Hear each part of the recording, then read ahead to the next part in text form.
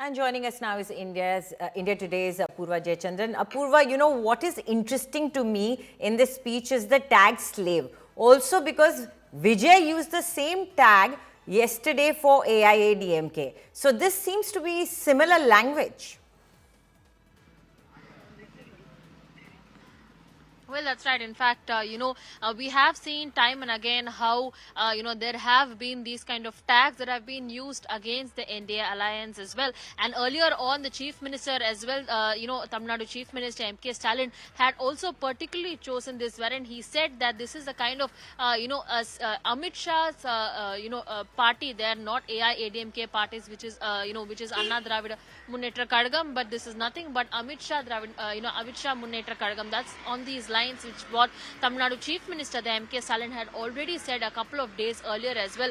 And yesterday we saw coincidentally Vijay also taking the same tag there while addressing his, party cadres there at Mamalapuram. And we're seeing that this is not the first time that the DMK has stated this. In fact, Udayanidhi Stalin also going on and breaking down what the Prime Minister Narendra Modi had said during his recent visit here in Maduranthakam in Chennai, where the Prime Minister had talked about how the DMK stands for nothing but CPC, which is corruption, crime and politics.